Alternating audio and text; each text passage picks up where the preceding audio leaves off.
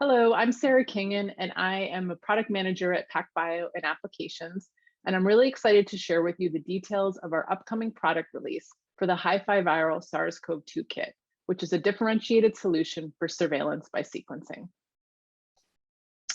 The HiFiViral kit uses molecular inversion probes, or MIPS, which are a differentiated enrichment technology that has several performance advantages. With MIPS, we see robust genome coverage across a range of sample CTs, and we have a probe design that is resilient to novel variants. With the accuracy of HiFi reads, you can capture mutations of all types and detect multiple strains in a single sample. The workflow is much easier than PCR amplicon-based approaches. The kit contains all needed reagents ready to use for viral enrichment. The reagents change color at each step of the addition-only workflow, so you know you're processing samples correctly. Lastly, we have automated sequencing and analysis, so you can load your library on the Sequel IIe system at the end of a workday and have the results waiting for you in the morning. The kit will be sold in 384 reaction scale, but depending on your sample volume, you can process batches as small as 24 samples. MIPS target the genome with high specificity using two arms that are tethered together with a DNA backbone. The SARS-CoV-2 design has 1,000 probes that tile the 30 kb genome such that each base is covered on average by 22 probes. Because of the dense tiling, you get robust coverage across sample input quantities and in the presence of new variants. Viral sequence is captured by circularization through a fill-in reaction, and a PCR step using universal primers adds dual indices to each sample for multiplexing, resulting in the library molecule shown here. Let me walk you through the sample prep workflow. Starting with extracted RNA, enrichment is done in a single plate, either 96 or 384 wells, with 4 touch points and about 30 minutes of hands-on time. Next, samples are pooled into a single SMRTbell library, which can be run on a Sequel II system. The kit has a simple configuration with only 5 reagents in 7 tubes, and it comes with a single-use pre-mixed primer plate for sample indexing. In terms of turnaround time, there is an overnight cDNA synthesis and hybridization step, followed by about a 12-hour sample prep. If faster turnaround time is desired, the hybridization step can be reduced to 4 hours with some loss in yield. Sequencing and analysis runs overnight, and with the Sequel II systems, you can load up to 8 SMRT cells at once, which enables sequencing of about 3,000 samples in 1 week. The analysis produces files ready to submit to surveillance databases.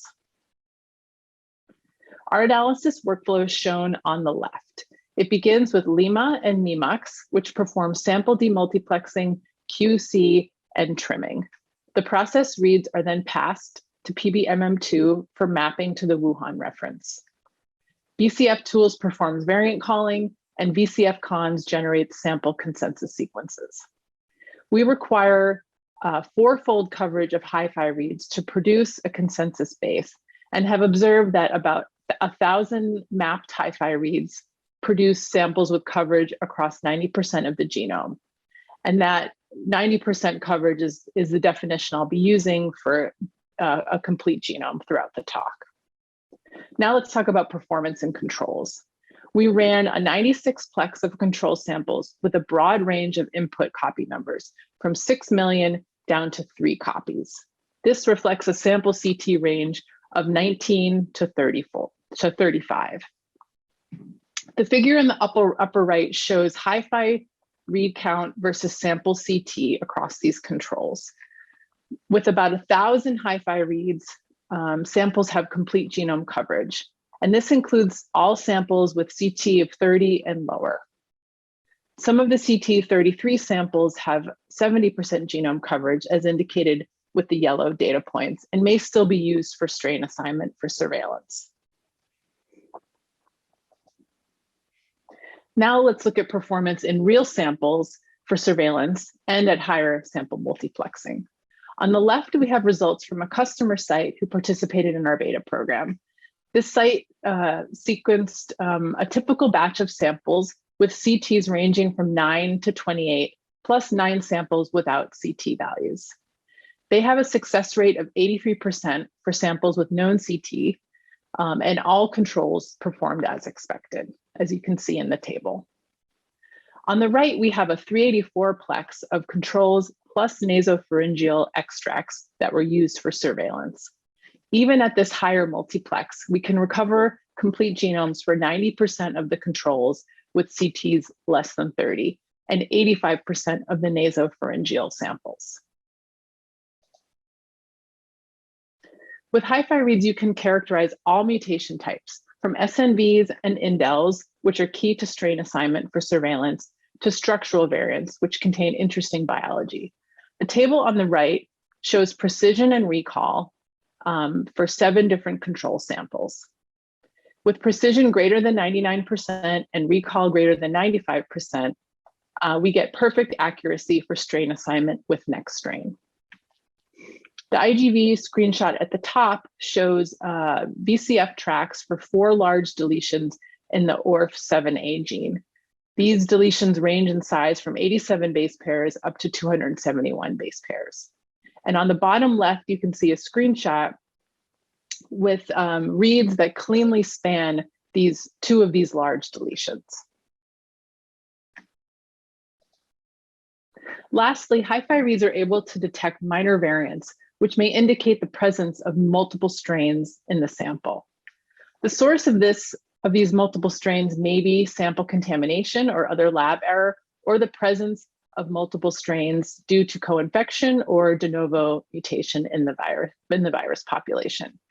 We use a simple binomial model to identify samples with multiple strains, and in empirical tests with mixed controls in various proportions, we show that we can detect multiple strains when the minor strain is present at 20% or higher frequency. The screenshot on the right shows 2 examples of multiple strains in real surveillance samples. In the top, I've highlighted minor variants at 6 different sites in a 9 kb region around ORF1AB and the spike protein gene.